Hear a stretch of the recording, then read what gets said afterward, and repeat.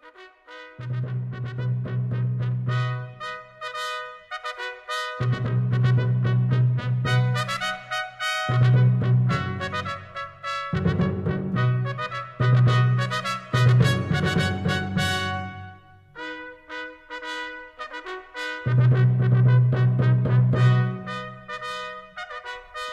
and welcome to the Two Man Booth, your weekly scheduled podcast on the crazy world of professional wrestling. With me, Jonathan. And me, Adam. And we will start this week as we always do with the news. And unfortunately, we must once again start with a death in wrestling, as we recently heard the sad news that former WWE Diva Search winner Ashley Mazzaro has passed away at the age of 39. I was never the biggest fan of Mazzaro, although she had one of the greatest themes in wrestling history. But this is tremendously sad news. We have no official news on the cause of death other than it being declared non-criminal, but our thoughts go out to Mazzaro's family at this time. Yeah, before I speak about it, I'll just echo your sentiments in that we'll be thinking of the families, and obviously this is massively sad news. I'm the same as you, I was never a big fan of her. She was never a good worker in the ring or anything like that, but she did get over and she was popular. And I did she was with Londrick, who were my favourite tag team back then for a period.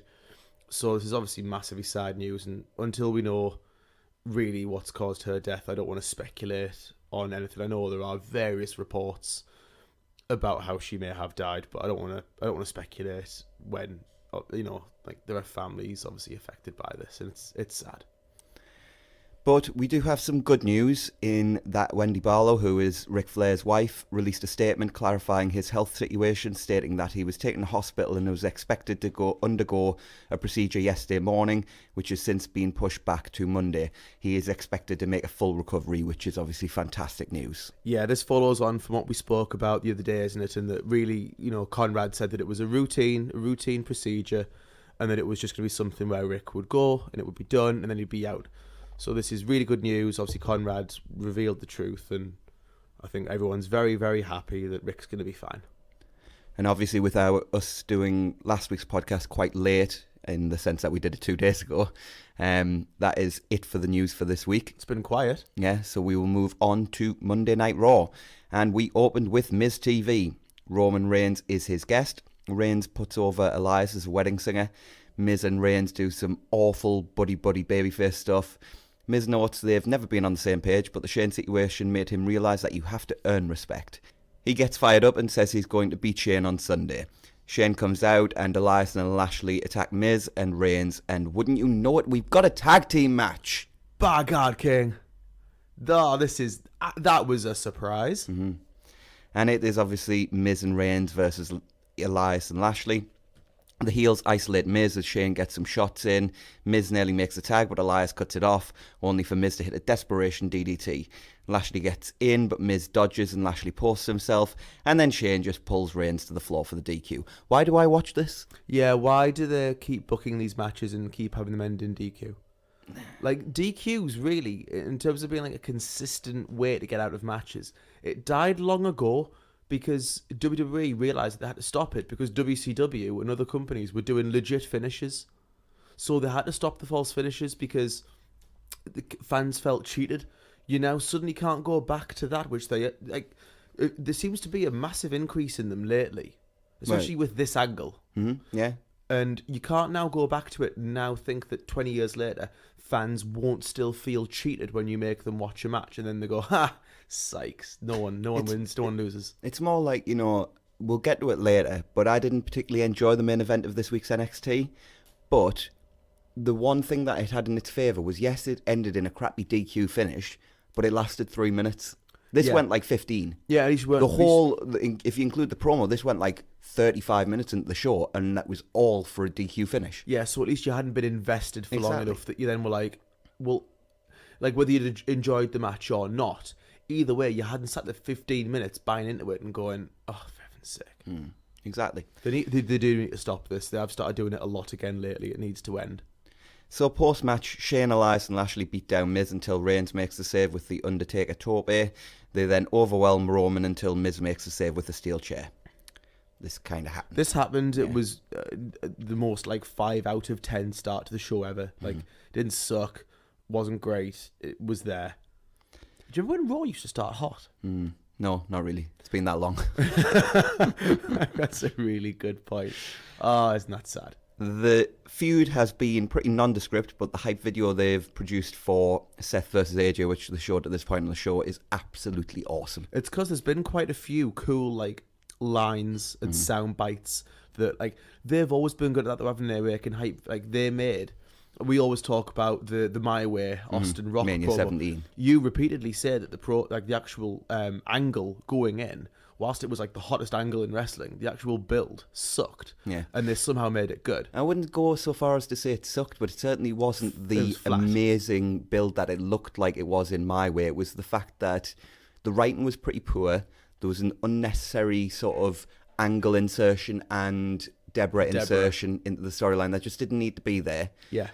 But it was Austin and Rock being super, super over and the fans just loving both of them. And they then overcame the bad writing to make it a relatively decent build. But when Because you you can look do at the video package, it looked like 5-star build. Yeah. But obviously Austin and Rock could literally have done anything at that point and gotten over. They sang to each other and it got over. Yeah, in the invasion angle. Yeah, That was awesome. And it got over. I love that why? segment. Why was it awesome? I don't Two know. wrestlers sang to each other. Really, it was lame as hell. But the song Margaritaville. it was That's a 5-star segment already. It was Austin and Rock, so therefore it was automatically awesome. Like everything that the two of them ever did. Anyway, back on topic. Yeah, so Braun and Sammy are in Shane's office. Sammy is upset at Braun for last week, so Shane books Sammy versus Braun for tonight, and Braun's Money in the Bank spot is on the line. Reasons. Yeah. And next up we had a Mojo Rawley appearance on Monday Night Raw. He's facing Apollo Crews, and Apollo is a wild card from SmackDown. Oh wow, Great use of that wild card rule. awesome! Of all the people that they'd have wanted, I bet Apollo was right at the very, very, very bottom of that list. So Mojo works Apollo's knee over and hits an Alabama Slam for the win. Hooray! Alexa's luggage has gone missing, so she has no gear. Totally normal, not at all crazy. Nikki Cross appears and checks on her. Nikki will replace her in tonight's Fatal 4-Way. Yeah. So first off, stupid, and also why are they burying England? We don't lose people's luggage. Of course we do. We have airports. Airports lose people's luggage, period. True, but we are awesome. But the main thing is, like, secondly, why did Nikki just totally lose her character?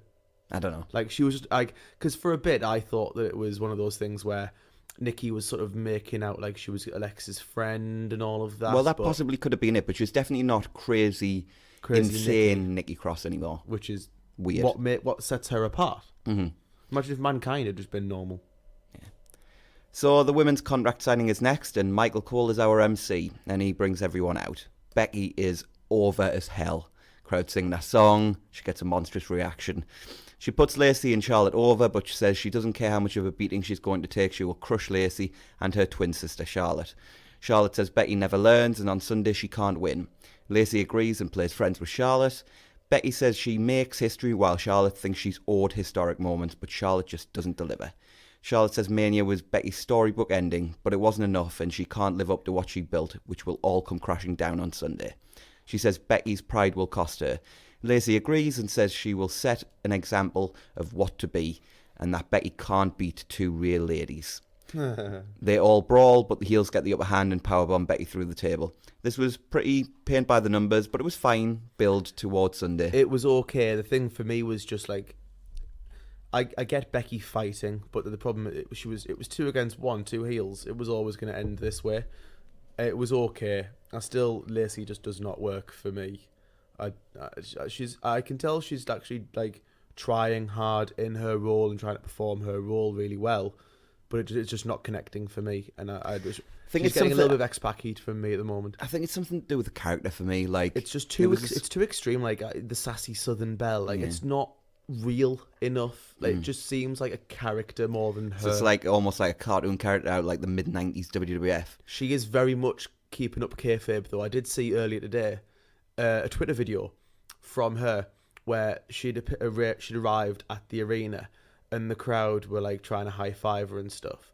So what she did is she got a little just a little handkerchief. Words. Yeah. She got a handkerchief out of her pocket and covered her hand in that so she could high five the crowd, and it was like little things like that. She does get a character. It's just I don't like a character and I don't buy into a character. I don't think the performer's necessarily doing a bad job. I just think the character sucks. No. And if it was more subtle, I think I'd probably like it a bit more. It's a bit on the nose, isn't it? It's very like it's a bit of like a cartoon of what a Southern woman's like. Yeah. One thing I will say about before we move on from this segment is, you know, we talked about the fact where we thought, oh well, she's gonna beat Lacey and then lose to to Charlotte. Sorry, she's getting cashed in, isn't she? I think so. Yeah. Why did we talked about this a couple of weeks ago? We're kind of spoiling the Money in the Bank predictions here for the final segment, but yeah, she's getting cashed in, isn't she? That's exactly where my brain's at right now. I don't know why it didn't occur to us a couple of weeks ago, but obviously she's going to win both matches and get cashed in on. Yeah, that is my feeling as well. Yeah. So next up we had Baron Corbin versus Ricochet. Corbin established control early, but Ricochet eventually fights back with a springboard lariat, getting him 2. Corbin counters with deep 6, though, for a 2 of his own. He goes for end of days, but Ricochet nicely counters into a DDT, which gets 2. Ricochet goes for the 630, but Corbin moves. They battle up top, but Corbin sends Ricochet in onto the apron, only for Ricochet to hit a springboard, top rope Hurricane Rana, and then a running shooting star for 2. Corbin hits end of days, though, for the win. This was one of the better Monday Night Raw Corbin matches that you'll see, but it still wasn't great, and Ricochet losing to this goober does nothing for my enjoyment. Post-match, Corbin tries to climb the ladder, but Ricochet pushes him off for a modicum of revenge. What is with the whole I will pause on top of the ladder thing? Right. They are obsessed with this. Right, so first off, I thought the match was okay, but the fact... on the Baron Corbin scale, it was very good. Yeah. For a Ricochet scale, it was slightly underwhelming. I'm not judging it on Corbin, I'm judging it on actual wrestling. And there's the fact that Baron Corbin pins Ricochet makes me physically sick, because he's just, like, talent versus no talent. And like the after segment was it made Baron look so utterly moronic. I have just beaten this guy, but I've not exactly beaten the life out of him to the point where he can't stand up. So what I'm going to do is I'm going to go and pause on top of a ladder. Like, why? Why? Because that's what you do in the build-up to a Money in the Bank ladder match. And also... You set up a ladder and you stand on top of it and you cheer like you're going to win. Yeah, and also, like, why... It gives you an advantage. I don't know how, but somehow it gives you an advantage. These people have never climbed a ladder before, so... It's the practice. It's practice. Well, maybe they've never had one that tall. And also, like, I'm very much nitpicking here, but, like, Ricochet's a babyface. Yes. So why is he then taking like don't even go down that wormhole. Do not go down that wormhole. We haven't got enough time to analyse why the babyfaces suck. Like, why did he take a cheap shot? Because they have no idea how to write a babyface. Because it basically made Ricochet look like bitter and twisted that he'd lost clean to Baron Corbin. I mean, I'd be bitter and twisted if I'd lost clean to Baron Corbin as well. But that'd be backstage. That's a different story. So, Rude interviewer asks Ray how he felt about Joe intimidating his son last week. Ray's annoyed at Joe for petrifying Dominic. Cesaro approaches him and mocks Ray, asking if it is Bring Your Kid to Work Day and questioning Dominic's parentage. I think one storyline about that was more than enough. Yeah, I'm pretty sure he did that for 15 years ago. 2004, something like that. 15 years ago. So it's been a while. So they end up brawling anyway. And then Sarah Schreiber interviews AJ Styles. He says this used to be Monday Night Rollins, but then he came around. And on Sunday, he will walk out the new Universal Champion. Fine. Standard, very brief promo. And then we went to a Fatal 4-Way match between Nikki Cross, Dana Brooke, Naomi and Natalya. Alexa was on commentary. They went balls to the wall for the time this got. Naomi took out Natalya and Nikki with the rear view, and then scoop slammed Dana on top of Natty. She went for the split-legged moonsault, but Dana moved, so she only landed on Natty. It got 2 before Dana broke it up. Dana grabbed a ladder, and while everyone else brawled on the outside, Dana climbed to the top and hit a crossbody onto the pile. That got a nice reaction. Natty took out Dana and Naomi, but when they got back in, he hit a middle rope whiplash neckbreaker for the win. This was super fun and easily the best thing on the show so far. Post-match, Nikki and Alexa erected a ladder in the ring, and Alexa climbed and posed with the case on top. So I guess Nikki and Alexa are together now, judging by these 2 segments. I know since this show's aired, we found out that Nikki's now replaced Alexa in the match, but I guess these 2 are friends, and that's going to be a storyline going forward. I don't know. If it was, it would have to be like a strange bedfellows kind of thing, where like they're friends, but they don't like they're nothing alike. But Nikki's just now a normal, just human being. She can't be though, right? Well, that's what she was on this show. But even like in look and all of that, she's nothing like Alexa. Her look and her who she is nothing like Alexa. If she gets a tan and she sort of like goes away from the sanity look, she could fit in fine with Alexa. Yeah. I actually enjoyed this match, and I really like the Dana spot. Yeah. Like Dana is like, supposedly she's super hard working. She's one of the most, like, the people who work hardest in the PC. I was round your house a little while ago and we were watching some random, was it main event or something like that? Yeah, it was. And she got super over in that match, and I was just like... And Sam Roberts was burying her for no reason. Well, that's Sam Roberts, isn't it? Yeah. Sammy promises to win tonight because he fights for a cause, unlike all the critics who are failures. He says being right is more important than being big and strong. He will find a way to beat Braun tonight and win the Money in the Bank ladder match on Sunday. And next up we had Rey Mysterio versus Cesaro, but before the match started we got a promo from Joe saying somebody needs to teach Rey's boy how to be a man, and Rey isn't the guy for the job. He hopes Dominic will be watching on Sunday. Okay, this match was great. Cesaro works great with everyone, but especially smaller guys, and Rey is still Rey when he wants to be. Mm-hmm. Cesaro hit the deadlift superplex for 2, but Rey countered the swing with a DDT and then hit La Mystica, which was cool, before a cradle got him 2. He went for the 619, but Cesaro blocks and turns it into the swing. Cesaro hits uppercuts and goes for the Swiss 19, but Rey moves and hits Code Red for 2. Rey went to the top, but ate an uppercut, which got 2. Cesaro then went for the neutralizer, but Rey sent him into the ropes instead and hit the 619 plus the splash for the win.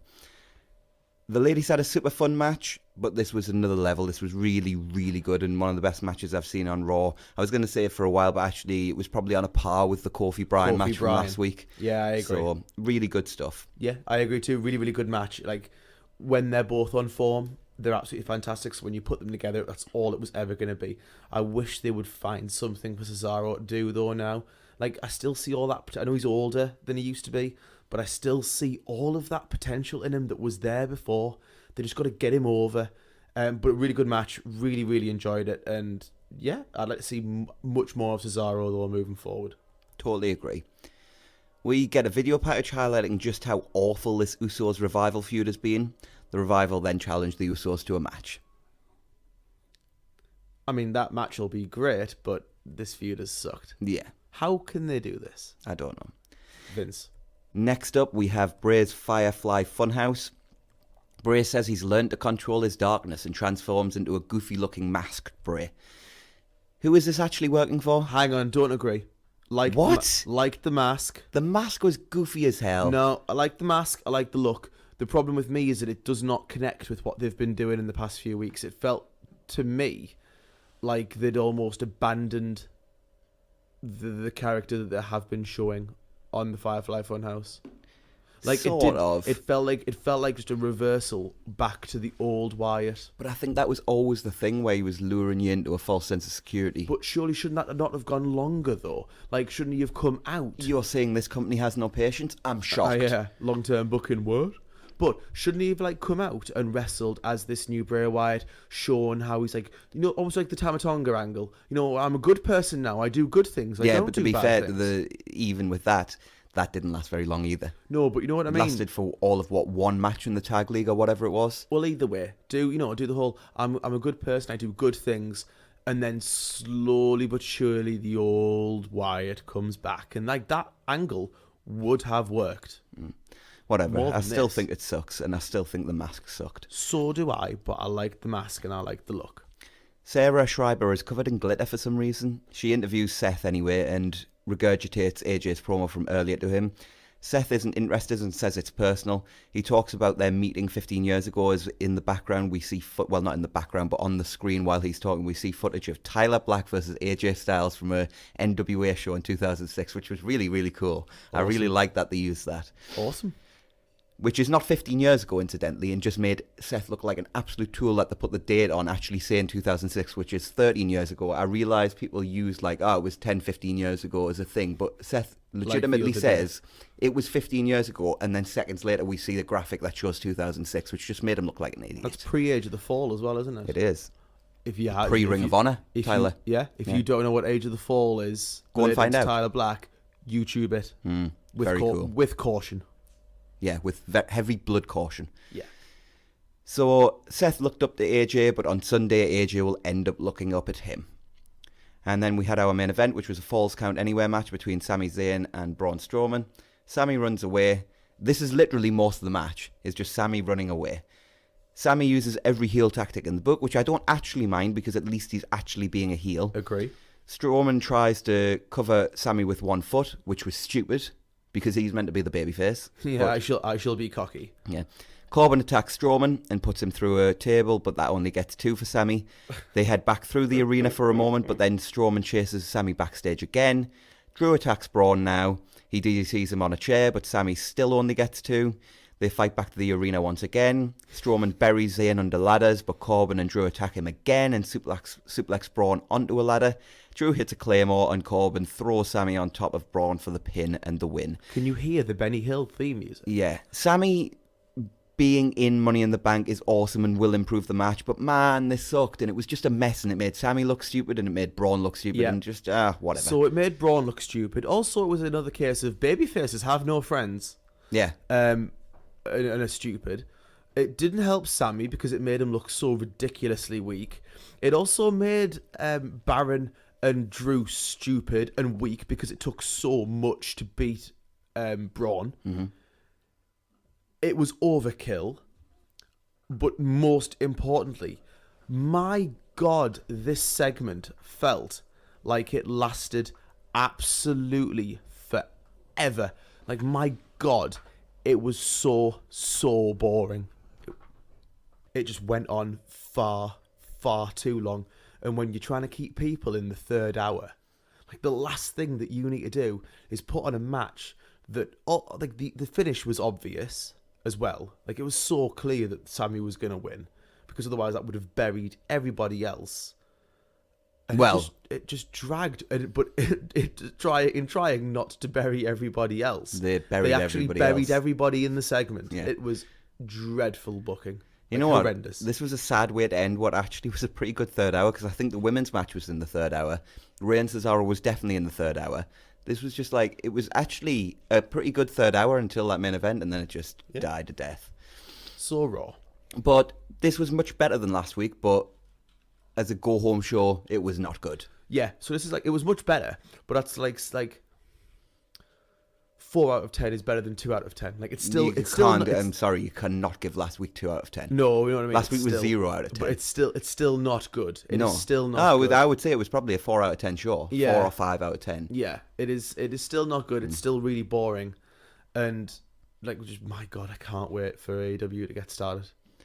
So, viewership. Raw's viewership was up again this week. Raw averaged 2.35 million viewers, a 5% increase from last week. The first hour drew 2.58 million, the second 2.39, and the third 2.08. This was against no competition though, so it only being this much up is probably quite worrying, especially with Game 4 between Portland and Golden State taking place this coming Monday, and a potential Game 7 if somehow the Raptors can stop the Bucks and take it to 7 games. That would then be on the following Monday. So those would be the finals. They would be, well, without even getting into the finals, the next 2 weeks could be tough. Yeah. And with that, I think we'll move on to SmackDown Live. We opened with Miz and Reigns. No, this is not a drill. This is the exact same opening segment we had the night before. We have, like, this is, I know I keep saying we have run out of ideas. This is new level of run out of ideas. They have literally run out of ideas. They're just rehashing the same old rubbish. Miz is a wild card and thanks Roman for the invitation. He says Shane can't run or hide at Money in the Bank when he's locked inside a steel cage with The Miz.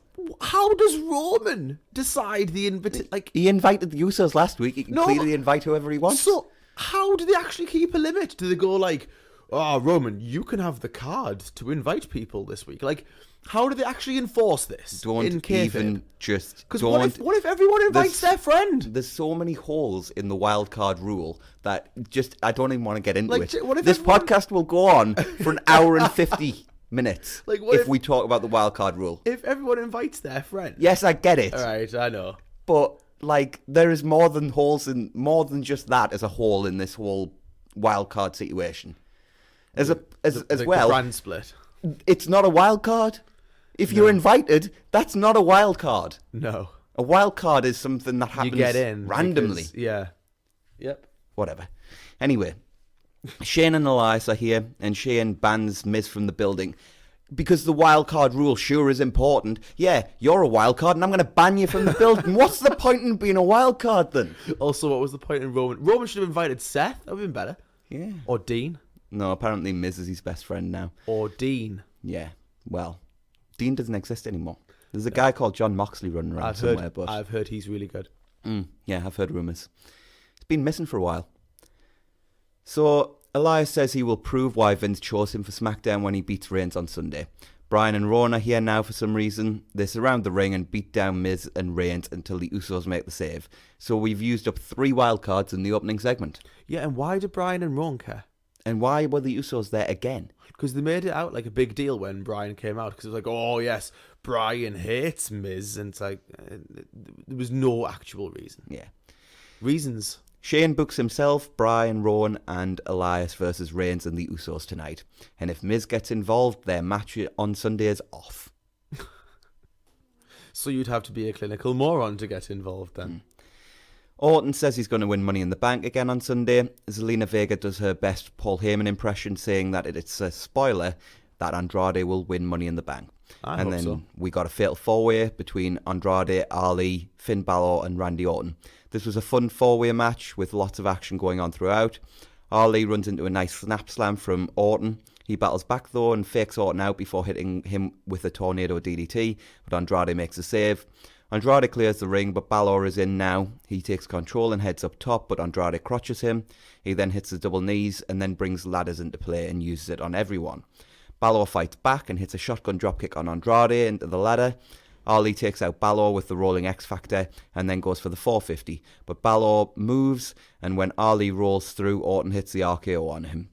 Andrade takes out Orton with a springboard missile dropkick. Balor hits a tope on Ali and Orton, but Andrade slams him into the steps, rolls Balor back in and finishes him off with the hammerlock DDT. This is a lot of fun. Really good. Like no surprise with the people in the ring, but I know, a lot genuinely. Of fun. Like it was always going to be a well-worked match. When Orton's probably the poorest and least consistent worker in the ring, it's going to be a good match. And Orton is still a good worker. That's what I mean. It wasn't a shot at Orton, but he is the least consistent. Yeah. He's probably...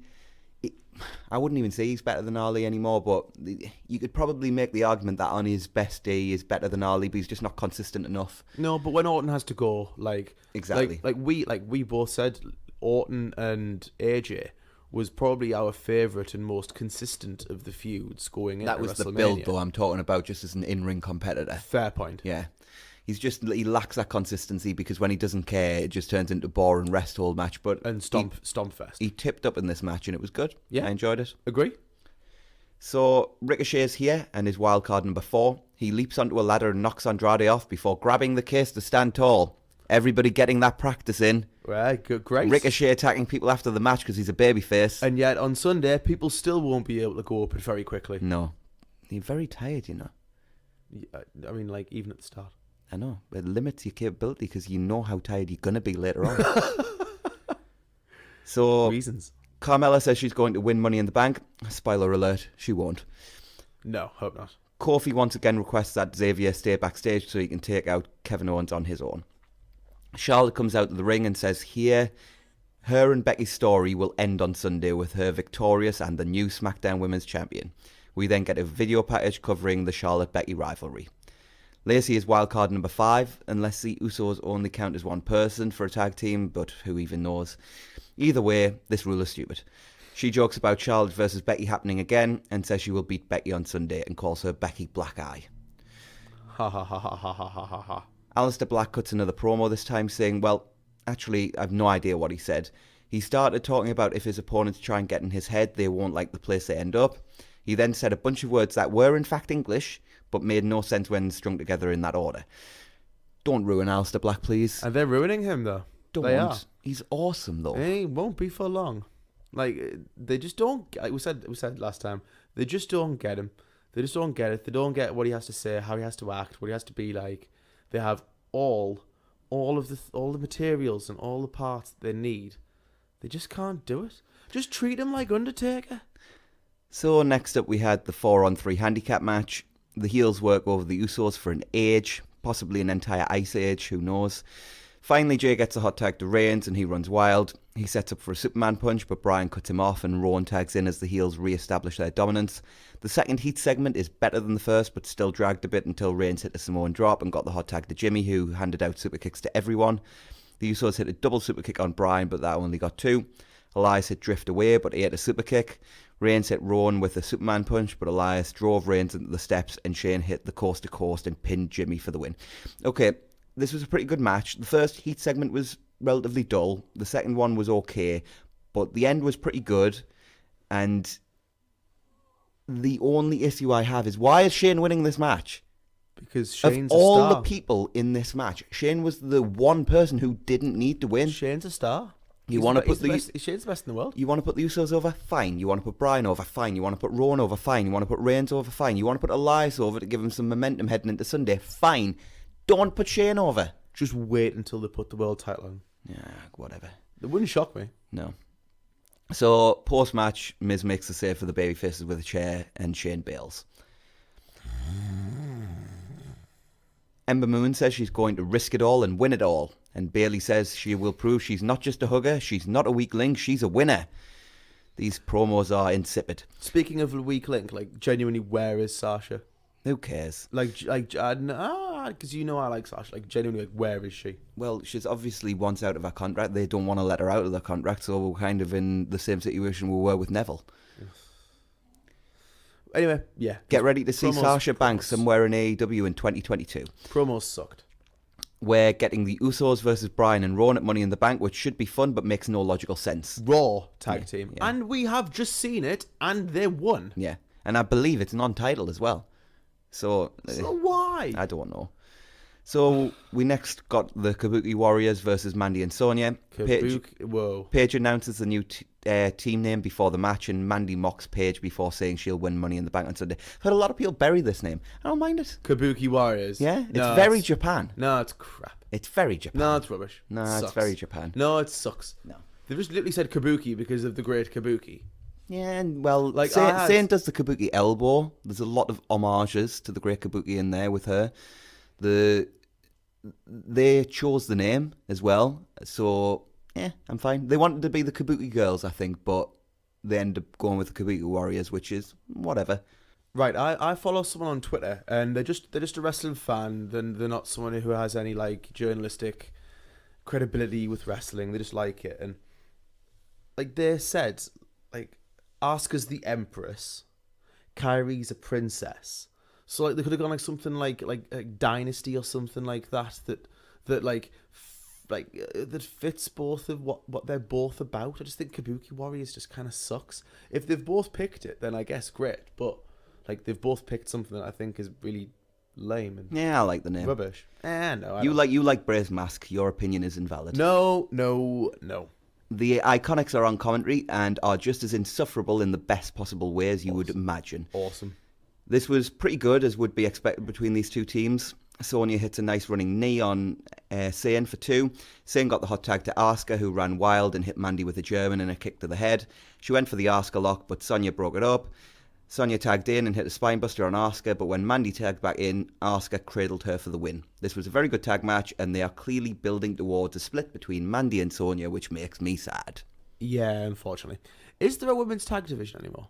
I assume we're going to get the Kabuki Warriors versus the Iconics at some point. No, but is there where have all the tag teams gone? Well, you've got the Iconics, you've got the Kabuki Warriors, you've got Mandy and Sonya, who admittedly look like they're on the way to splitting up. I guess you have Liv and Sarah. Are they not on different shows now? Oh, they are on different shows now, so that's it. Or did Sarah and Liv both go to SmackDown? No, I think it was just Liv, wasn't it? Yeah, you're right. She has not been seen since. Oh, yeah. So that's literally the tag division. Literally. That's it. Yeah. Division in inverted commas. Yeah. Kayla goes to interview Lars, but he scares her so she can't get her question fully out. Eventually she just thanks him and runs away. Kofi comes down to the ring and says he's being invited to the Kevin Owens show. So here he is. KO cuts a promo backstage reminding us of his debut and taking out Cena because he would never just wait 11 years to get a chance. If anyone got in his way, he took them out. And now he's going to take the WWE Championship. Kofi and Owens go back and forth until Kofi gets sick of all the talking and calls out Owens. Owens comes down to the ring and teases getting in, but then leaves. Kofi attacks him in the aisleway, but Sami attacks Kofi from behind, becoming either the 5th or 6th wildcard on a show that should only have 4, but whatever. Tom Phillips informs me he's the last wildcard for the night, so I guess that's a solution. So the commentators are apparently told who's going to be there. So no one thought to go, Kofi, just by the way, just let you know, like, Sami's going to, you know. The babyface commentator didn't let them know. Whatever. Who cares? Zayn and Owens beat down Kofi and set up for the apron powerbomb, but Xavier makes the save. He was quickly taken out though, and the heels continued beating down Kofi until he eventually fought back, took out KO, and hit Trouble in Paradise on Zayn to stand tall as we went off the air. This was a fun final segment and decent build for Sunday. This was an okay SmackDown. Yeah. Just okay. Yeah, I would say the same. I thought it was a decent addition of the show. Nothing groundbreaking and probably a letdown as a go-home show goes, but mildly entertaining nonetheless. They just seem creatively starved at the moment. Like there was genuinely, like, there's only one thing that I'm enjoying across the whole of both shows. One thing. Which is Bryan being tag champ. Ah. It's literally the only thing. Because I know that Bryan's the most entertaining thing across both shows. Yeah. And he wasn't really very heavily featured this week. So SmackDown viewership. SmackDown hit a new record low in viewership since the 2016 brand split, as it averaged just 1.83 million viewers. It was up against tough competition in the form of the draft lottery, which drew 4.43 million viewers, and Game 1 between the Blazers and the Warriors, which drew 7.32 million viewers. Of course, you got to remember, all of the New York Knicks fans will have turned off of the draft after the first pick. Not cool. I mean, actually it is cool because I hate the Knicks, but whatever. Anyway. Similar to Raw, the competition is going to be steep over the next 2 weeks if the 2 conference finals become close, as this coming Tuesday we'll see the Bucks take on the Raptors in Game 4, and the following week could see a potential Game 7 clash between the Warriors and the Blazers. If somehow... Game 7. Look, I'm not being funny. The Blazers nearly beat the Warriors in Golden State. I know, but I know it's not going to 7, but still. No. Worst case scenario, if it goes to 7, they are so screwed. Can you imagine Game 7 between the Warriors and the Blazers? That'll draw what? Probably over 10 million. Yep. So SmackDown's going to draw about 50 people. Not a good and night. that'll be just the people in the arena. Yeah. So and half are paid. What, 25 paid? super heavy papering. So yeah, like there is no like super no vacancy and everything. Like there is nothing for that level. No attendance level. Yeah. Non-sellout. Yeah. And with that, we will move on to NXT. We start at the announcers table as Mauro and Nigel say goodbye to Percy Watson before introducing Beth Phoenix. Double. Yeah. She was not bad on this show, but she was not good either. You know what? She'll improve in NXT. They all do. Well, yeah, Percy sucked when he started. And then they go to the main roster, then they suck again. Yeah. It's about the circle of life. It's the Corey Graves circle. It's the circle of life, yeah. Actually, Corey was good from the start. He only sucked when he got the main roster. Yeah. Anyway, the show proper starts with the Viking Raiders. The crowd chants war, of course. They talk about dominating on Raw, but they still have the NXT tag belts, and as such call out William Regal. They tell Regal they are relinquishing the titles. The crowd hates this. Yep. Before Regal can respond, the Street Profits music hits. The Street Profits were ludicrously over. Possibly the most over thing I've seen in months. You know that I'm not the biggest fan of theirs, but like whoever wins the titles, I think it's going to be I think it's going to be the Forgotten Sons probably. Yeah. They need to be the ones to beat them. Yeah. I think that, and I know like we've talked about it in the past how I'm not like the Street Profits' biggest fan, but like I can see they're clearly over. Like, run with them. I mean, they've been over for a while, but this was by far and away the most over they've ever been. Yeah, run with them genuinely. So Montez Ford says a few weeks ago they brought the fight to the Raiders, and the Raiders realised the Street Profits could beat them. They then mock the name change, which got the typical reaction from the crowd. You're mocking the main roster. Hunter must have been upset this day. They then, Hanson and Rowe demand Regal make the match. Regal acquiesces. Fantastic. Love it. Like, I actually really like the segment as well. Yeah, so did I. But it is time for our segment of the week. We see highlights of last week's main event and the problems within Undisputed Era.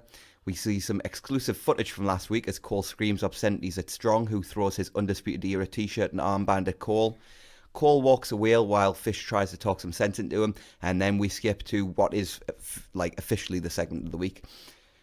Kathy Kelly interviews Cole, Fish and O'Reilly and asks for an update. Cole says he doesn't know where Roddy is, as loads of people sort of run behind in the background. All of a sudden, Roddy tips up and says he thought about what happened between them, and he says Cole is right. They're stronger when they're together, and that Matt Riddle problem, it's taken care of. And he hands Adam Cole a flip-flop as people continue running behind, and the Undisputed Era all laugh like horrible, horrible people, and Cole hands Roddy an Undisputed Era armband. I hope that's it. I hope there is no more teasing, and that is the conclusion, and everything is right with Undisputed Era. And the world. Yes. Yes. Fingers crossed, toes crossed, everything crossed. I am rooting for these heels to stay friends. Yes, I want all these bad people to succeed in life. Yes. Because massively. Wrestling in 2019. Yeah. Anyway, next up we had Keith Lee versus Cesar Bononi. Mauro announces that Dijakovic is out with a torn meniscus, which is sad and something I think we'd missed. I hadn't seen that. Yeah. Is that legit or I've not had time to Google it since I watched the show, yeah, but that's really that's sad, what Mauro said on commentary, so I assume it's true. I'd missed that. If they were giving him a kayfabe injury, you wouldn't give somebody a torn meniscus because that's going to be a relatively lengthy injury. That'll be why when we were talking, about the takeover card a couple of weeks ago, and I was like, Meltzer talked about who was going to be the opponent for Velveteen. Yeah. And you were like, oh, it's Dijakovic. Because that's what they were building up on the TV show. And I was like, I don't think that's what Meltzer said. I know who the opponent is now, but I won't say it on the show because it involves spoilers for future episodes. But it is a cool opponent, so it is a pretty good make-good for Dijakovic being out. Yeah, as long as Velveteen retains, all is good with the world. Hey, I'd be up for a title change given who's in it. But I'd be up for Velveteen winning the NXT title. I think it's time. So, anyway, on with this match. Lee hit a lovely pounce on Bononi and then hit the Spirit Bomb for the win in short order. Perfectly effective squash match for Lee, who is getting very over as well. And, by the way, he raps his own theme, and it's awesome. Yeah, it kind of sucks, but it sucks in an awesome way because it's just him talking about how great he is. Yeah, it was like Sean's theme sucked, but it was awesome because Sean sang it. Yeah, because it just proved how obnoxious and arrogant he was. Yeah. So we get a recap of Io Shirai attacking Shayna Baszler last week, and then Kathy announces Io versus Shayna is official for TakeOver 25. The Forgotten Sons barge towards Regal's office, and Kathy asks them the purpose of their meeting, and they say they aren't happy about the Street Profits being handed the shot the Forgotten Sons had earned. This was here. It was here. It was fine. Yeah. And next up we had Kushida versus Kona Reeves. Kushida is dominating the match when Drew Gulak appears on the stage to get a better view of the action. Kushida hit all his signature maneuvers and worked over the arm to set up for the hoverboard lock. He went for it, but Kona fought out. Kushida hit a handspring double Pele and followed up with a somersault plancha from the top rope to the floor. Back in, he took Kona down and locked on the hoverboard lock for the submission victory. Gulak didn't look overly impressed by this, but it was a fine showcase for Kushida. I wonder if this means we get Gulak versus Kushida somewhere down the line. Oh, that'll be awesome. Like I'm a really big fan of Gulak. Like with Gulak's always been in like the mid card of like 205 Live. Mm-hmm. Like I've always seen him as more than that. Like I see Gulak as a main eventer in 205 Live. I don't know if you do, but like I really have always seen that. Yeah, I've got a lot of time for Gulak. He wouldn't be somebody I'd build me company around, but he's a very, very good hand, and I think in 205 Live at the minute, with the lack of options, I'd be picking him to beat Nice at the minute. Yeah, until somebody else comes along. Same. So because I'd probably use him as a relative sort of transition champion, where I have him beat Nice and then he drops it to Carrillo down the line. Yeah, I agree. But I think Kushida and Gulak will be a great match. Really good clash of styles as well. Definitely. So Bianca is backstage and takes Kathy and the cameraman towards Regal's office to ask for a title match with Shayna. Before she can go in though, Mia Yim emerges. Bianca is furious and suggests Mia was trying to steal her title match. But Yim says she was not asking for a match with Shayna. She was asking for a rematch with Bianca because Bianca didn't beat her fairly. Fine build to a rematch. I think this is great, and like I think Bianca's only going to get more and more heelish. Mm-hmm. Love it. I really like this this story that they've had with Bianca since the last takeover. I think it's been really well executed. So we see Riddle getting tended to by medical personnel and talking with Johnny Gargano. When Gargano walks away, an interviewer asks him about the status of Riddle. Johnny says Matt will be okay, but he's angry, and the Era aren't going to like the bro when he's angry. Ooh. Gargano then says he's going to handle Undisputed Era, and he's been to see Regal, and we will see Gargano versus Cole at TakeOver 25, which will be awesome. It will be awesome. They're awesome. The only weird thing is, like, we've gone from a 2 out of 3 falls match to a standard regular singles match. I get what you're saying, but they were kind of forced into that with the champ injury. I agree. But either way, like, it's going to be awesome. I think this was probably their plan for TakeOver 25, but they then had to do it also at the Mania TakeOver because they were forced into it. And to be fair, like, NXT have got so much, like, goodwill from the wrestling world that we trust them. We trust them. Yeah. If they make weird little, like, mistakes like this, which isn't really a mistake, but if they make, like, weird little things like this, we just go, oh, okay, it's NXT, it's fine. Next up, we had Vanessa Bourne versus Jessie. I literally wrote in my notes, God, I hope this doesn't go long. Thankfully, it didn't. Yay. Aaliyah got involved and slapped Jessie behind the referee's back. Jessie gets some relatively nice-looking offense in, but Vanessa fights back with a headbutt and finishes Jessie off with a running neck breaker. Hooray. And then it was time for our main event. The Raiders versus the Street Profits. In response to the last match, it was the Raiders who started things super hot as Raw hit shotgun knees, followed by Ace 10 Mao. They went for Thor's hammer, but Dawkins speared Raw, which allowed Ford to cradle Hansen for a nice near fall that the crowd really bit on. Dawkins and Hansen then traded cartwheels before Dawkins landed a sit-out choke bomb, and Ford hit the insanely high frog splash for the very, very close 2 count. The Forgotten Sons then attack Hansen on the outside for the DQ. The Raiders fight back, but the Street Profits get involved in the brawl as do Lorcan and Birch. Eventually, the Forgotten Sons end up on the floor, and Hansen took them all out with a cannonball. Street Profits hit a Doomsday Blockbuster on Raw, and Ford pins him as Dawkins counts the pin. Street Profits leave as the Raiders take out their frustration on the other 2 teams, finishing with a Thor's hammer on Wesley Blake. They then lay the belts down on the ground, and as the episode ends, bow. So I assume that means they vacated the belts and they're done with NXT. Yeah, it would appear so. That's weird. Which is sad. It's a sad way for them to go out as well. It feels very underwhelming. You know, somebody like Asuka vacating the title and going to the main roster, I didn't hate it because she was undefeated. She couldn't lose.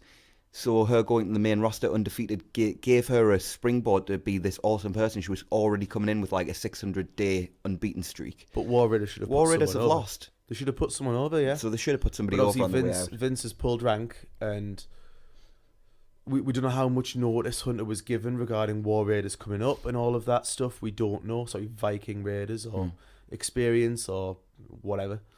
So we don't know whether you know they really had much knowledge of whether they were coming up. So I guess you work with what you've got if you're NXT. Very true. This was a definitively building episode of NXT, so it wasn't the most exciting, but there was a lot of storyline progression. The main event was a letdown, though, I will say. It went short. Best episode on WWE TV this week so far. Yeah, not quite, because we will get onto that, because we move on now to 205 Live. Back on form. We open with the Drake Maverick video open, and he puts over tonight's matches. No Vic Joseph tonight, so instead we've got Byron Saxton on play-by-play.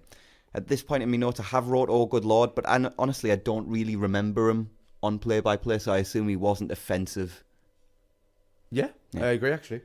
So we opened with Humberto Carrillo versus Jack Gallagher versus James Drake versus Mark Andrews. James Drake throws some beautiful forearm shots. Seriously, if you're looking at how to throw a good-looking forearm shot, watch him. He's really good at it. He's a very good wrestler.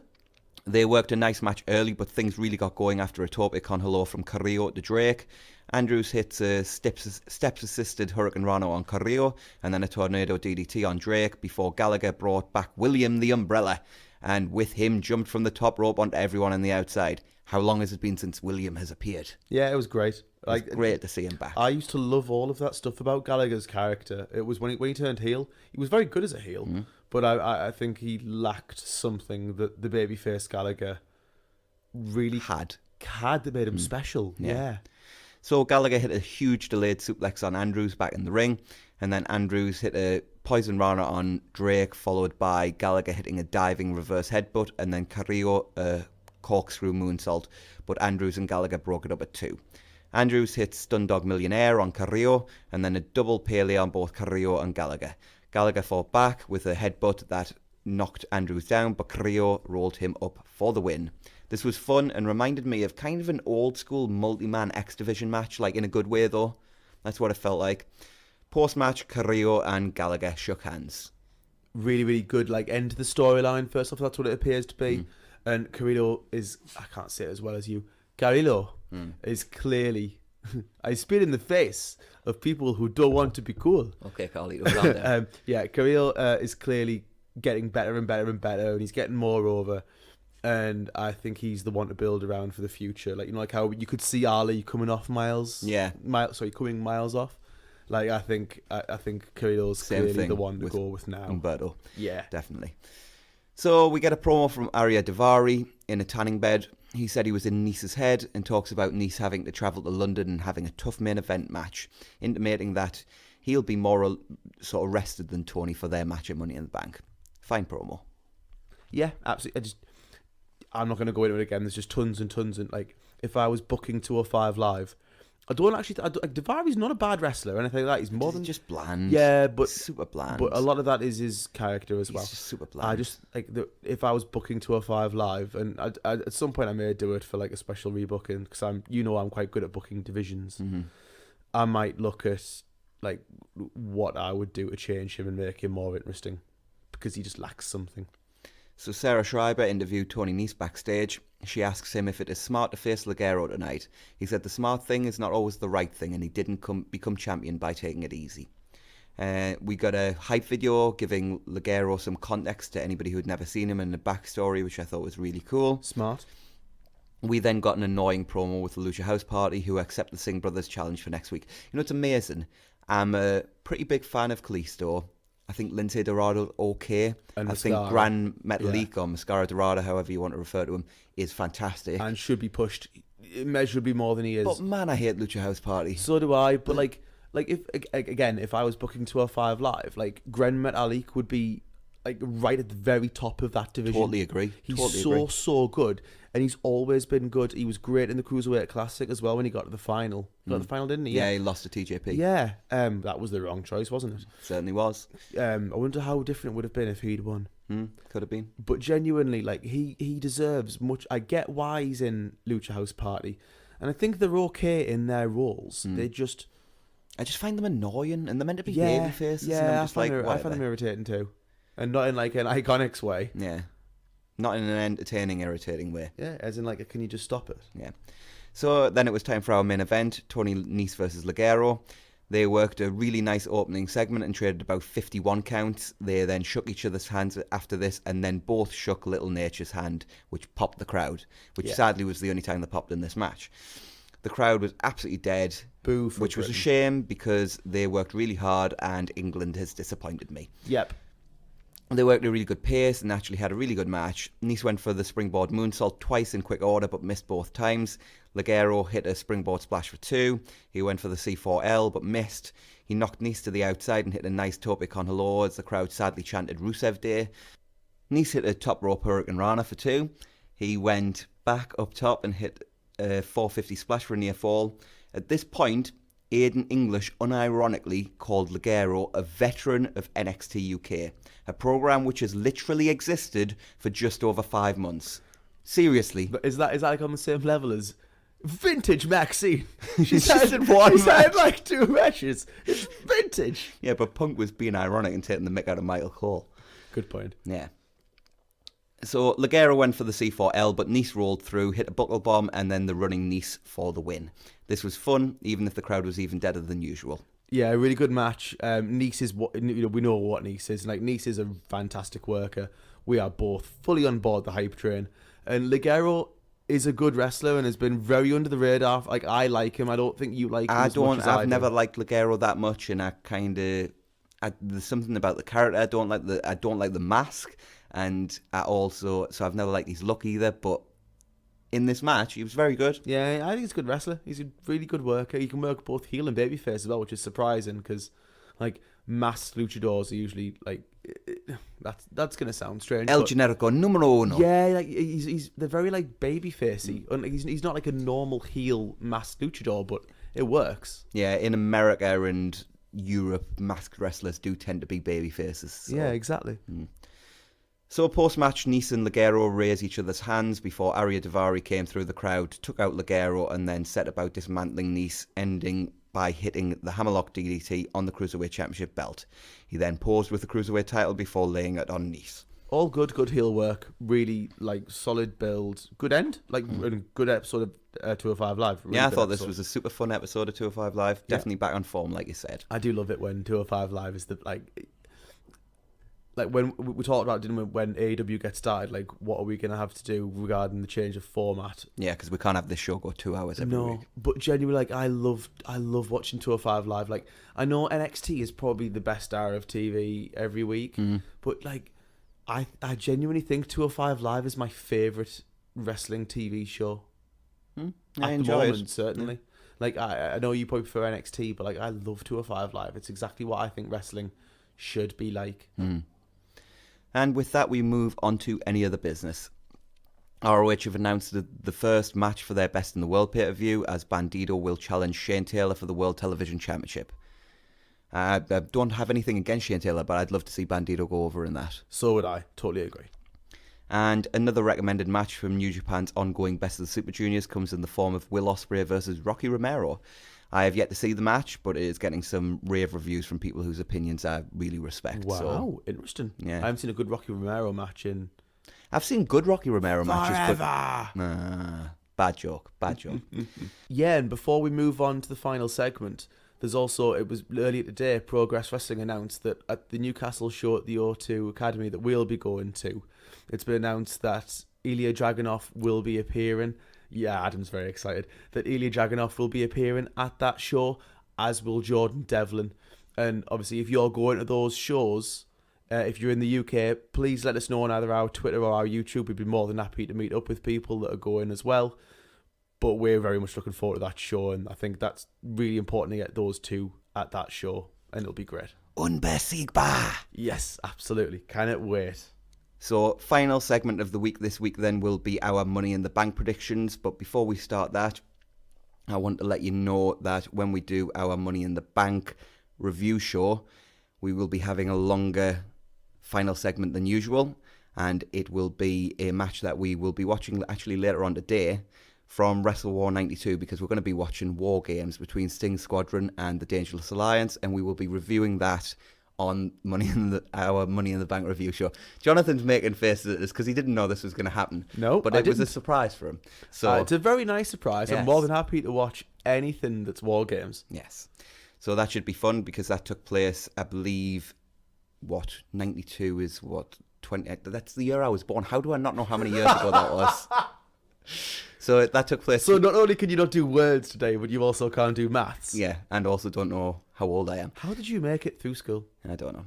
So I got a B in maths as well. Anyway. What'd you get in English? A star. Yeah. I know.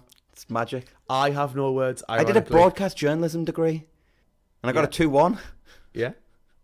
Anyway, not the point. So 27 years ago, yesterday, it took place. So kind of relevant. So we'll be reviewing that as well as Money in the Bank on the Money in the Bank show. So we'll go with the Money in the Bank predictions. So I am 5-4 up coming into this show. Boo. I know. We'll take turns going first, I think. Universal title match. Do you want to start? Seth. I'll go with Kofi in the... Sorry, I'll go the same. And then I'll go with Kofi in the WWE Championship match. I'll go with Kofi too. Yeah. Totally agree. And then the men's Money in the Bank ladder match. So we've got Randy Orton, Drew McIntyre, Ricochet, Baron Corbin, Sami Zayn, Ali, Finn Balor, and Andrade. I have a really, really good feeling that Drew's winning this. Yeah, so do I. They've protected him for so long. I think now... I'm not sure it's a good feeling that he's winning it, but I do have a feeling that he's winning it. It'd be good booking. It would be good booking. I just don't care about Drew. I find him dull. No. Yeah. He's like everything that Hunter was in 1999, but without all of the interest. Yeah. So I will go with Drew as well. And then in the women's Money in the Bank ladder match, I'm going to go with... It is Natalya, Dana Brooke, Naomi, Nikki Cross, Bayley, Mandy Rose, Ember Moon, and Carmella. I'm going to go with Ember Moon on this one. But honestly, it's a toss-up, really. I could see it going to Mandy. I could see it going to Bayley to give her a boost. I'm going to go with Bailey, and Bailey turns heel, cashing in on Becky. That is a tremendous shout, and I didn't think about that. And that would make very logical sense. So they probably won't do it. I now actually think that will happen. I won't change my prediction, but I now actually think you're probably right. It's logical. So Yeah. you know what, mate? The most likelihood is they won't do that, and Nikki Cross will win it, despite never being in the match in terms of their planning. So we kind of mentioned this one earlier, but we've got Becky Lynch versus Lacey Evans and Becky Lynch versus Charlotte Flair, and I think we both think Becky is winning both matches. I agree. I won't be shocked if Charlotte wins. I thought that at the start. I just think it'll be a bit pointless. Yeah, but I think they want to have at least one pay-per-view where she defends both belts and retains in both matches. It will just make her look strong. Yeah, and then she loses it obviously in the third match when she's cashed in on. Yeah. So which one will she lose? I would assume the SmackDown. Because Bailey's on SmackDown. Yeah. Yeah. Mm. And like we said, I think a Raw guy wins the men's match, a SmackDown girl wins the SmackDown match, and I think it makes more sense for her to be on Raw going forward than SmackDown. I and agree, keep but her and Charlotte apart. Shouldn't. I would. I mean, just in terms of keeping drawing for SmackDown. Well, you still need to keep Raw strong to a degree. Anyway, wildcard rule. Wildcard rule, yeah, exactly. Get out of jail. Get out of jail free card. Yeah. So Roman Reigns versus Elias. Who you Roman. got? Yeah, I've got Roman as well. Shane versus Miz. I'm going to go with the Miz on this one. I'm going to go with Miz as well. Yeah. And then Samoa Joe versus Rey Mysterio. I think Joe. So do I. I'm going to go with Joe as well. Tony Nese versus Arya Daivari. I think Nese retains. I think Nese retains. And Daniel Bryan and Rowan versus the Usos in a non-title match. I think Bryan and Rowan, but I'm not 100% on I'm going to this go one. with the Usos. Just with it being non-title just seems weird to me, so I think there's a chance the Usos win for some reason, but have them win and they don't win the titles. I could be wrong. And then they'll get it on they'll come in as a wild card and challenge on SmackDown or some such. So we've got we've basically got two different predictions there. We've got the same and everything, but I think Ember will win the women's Money in the Bank. You think it'll be Bayley, and I think the Usos will win the tag match, and you think it'll be Daniel Bryan and Rowan. So all good. All good. And with that, I think it's time to end the show. We will obviously be back. We're looking at Tuesday, I think, for the Money in the Bank show. Should be. Yes. So we'll look at that for then. And with that, unless there's anything you'd like to add before we go. No, nothing from me. Sorry, we're out of time. We'll see you on Tuesday on the Two Man Booth.